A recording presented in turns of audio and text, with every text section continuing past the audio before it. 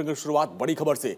NEET UG paper leak मामले में supreme court में सुनवाई चल रही है। सॉलिसिटर जनरल तुषार मेहता ने कोर्ट को जानकारी दी। हम युवाओं के साथ हैं। प्रधानमंत्री नरेंद्र मोदी खुद इस मामले की निगरानी कर रहे हैं।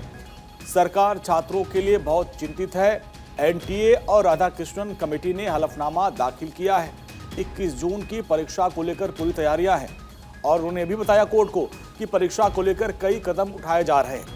सुप्रीम कोर्ट ने मामले को लेकर टिप्पणी की और कहा कि यह बहुत ही संवेदनशील मामला है। सुप्रीम कोर्ट ने कहा कि पेपर लीक कैसे हुआ, हकीकत सामने आनी चाहिए। हम अपने छात्रों को निराश नहीं कर सकते। जिम्मेदारों को पहचानना बहुत जरूरी है। केंद्र सरकार को भी हलफनामा दाखिल करना होगा। और हमारे लीगल एडिटर सुमित हमारे साथ जुड़ गए हैं। सुमित, बहुत ही महत्वपूर्ण सुनवाई चल रही है। ऐसे में जो सुप्रीम कोर्ट ने सवाल पूछा है कि आखिर इसके लिए जिम्मेदार कौन है और हम छात्रों के भविष्य के साथ खिलवाड़ नहीं कर सकते, क्या पक्ष रखा जा रहा है सरकार की तरफ से? सुने, उनको भी नोटिस जारी किया गया?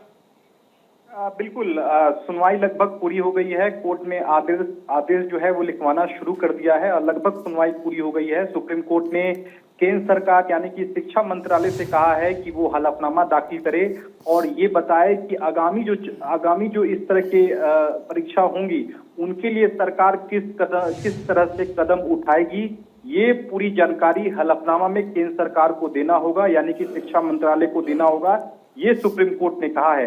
हालांकि इस सुनवाई के दौरान सॉलिसिटर जनरल तुषार मेहता पेश हुए थे। उन्होंने बताया कि इस पूरे मामले को लेकर सरकार जो है वो बेहद सख्त है और 21 जून को जो दोबारा नीट की परीक्षा होगी उसके लिए पूरी व्यवस्था चाक चौबंद की गई है ताकि नीट पेपर लीक जैसे जो घटना है वो ना हो सके।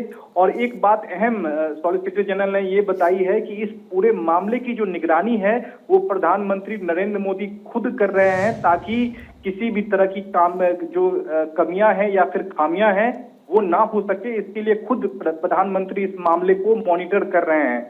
हालांकि सुप्रीम कोर्ट ने कहा कि इस तरह मामले में जवाबदेही जब तक तय नहीं होगी तब तक असली समस्या का हल नहीं निकल सकता है। और कोर्ट ने ये भी कहा है कि हमें छात्रों की बहुत ही चिंता है, क्योंकि जिस तरह से लगातार पेपर लीक हो रहे हैं उससे कहीं ना कहीं खासकर छात्रों का तो मनोबल गिरता है, लेकिन उनके परिवार का भी जो है वो जो मनोबल है वो पूरी तरह से गिर जाता है। और निश्चित तौर पर इस तरह मामले में जवाबदेही जब तक तय नहीं होगी तब तक समस्या का हल नहीं निकल सकता है, यानी कि ये जो पेपर लीक होने की जो घटना है वो नहीं रुक सकती है। तो फिलहाल सुप्रीम कोर्ट ने केंद्र सरकार से हलफनामा देने को कहा है और कहा है कि आगे से इस तरह की घटना अगर ना हो इसके लिए सरकार और सुमित, एक सवाल जो सबके मन में है वो सवाल माननीय सुप्रीम कोर्ट ने भी पूछा कि हाई लेवल कमेटी थी और कमेटी के अध्यक्ष डॉक्टर के राधाकृष्णन है, क्या उनके सुझाव को माना नहीं गया?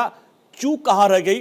क्योंकि ये एक बहुत महत्वपूर्ण सवाल है कि भाई एक कमेटी का गठन किया गया है जो पूरी परीक्षा सिस्टम की निगरानी कर रहा है, इसके बावजूद पेपर लीक होता है। चूक पे सवाल उठाए हैं सुप्रीम कोर्ट ने। जी बिल्कुल, देखिए जब सुप्रीम कोर्ट ने सुनवाई शुरू किया तो आज सबसे पहले समिति के जो अध्यक्ष हैं डॉक्टर राधाकृष्णन से ही सुप्रीम कोर्ट ने सवाल किया कि हम आपसे पूछना चाहते हैं कि आप मूल रूप से विशेष समिति के सदस्य हैं, तो क्रियान्वयन की निगरानी हुई तो आखिरकार विफलता कैसी हुई है? यानी कि सुप्रीम कोर्ट का सवाल है कि आप समिति का अध्यक्ष आप होने के नाते ये जो पेपर लीक की जो घटना हुई आखिरकार ये कैसे हो गई, आखिरकार चूक कहां रह गई?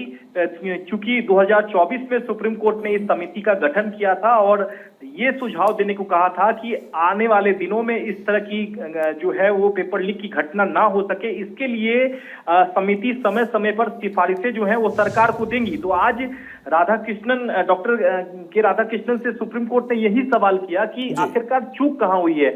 लेकिन एक बात सुप्रीम कोर्ट ने सरकार से ये जरूर कहा है कि जिम्मेदारी जब तक तय नहीं होगी तब तक ये गलतियां यानी कि पेपर लीक की जो घटना है वो होती रहेंगी। तो सबसे पहले सुप्रीम कोर्ट ने सरकार को सुझाव दिया है कि आप सबसे पहले जिम्मेदारी तय करें, कौन अकाउंटेबल पर्सन है उसकी जिम्मेदारी जो है वो सुनिश्चित की जानी चाहिए। यही वजह है कि सुप्रीम कोर्ट ने शिक्षा मंत्रालय पर नजर बनाए रखिए। बहुत बहुत शुक्रिया इस पूरे बातचीत के लिए। तो सुप्रीम कोर्ट में सुनवाई जारी है।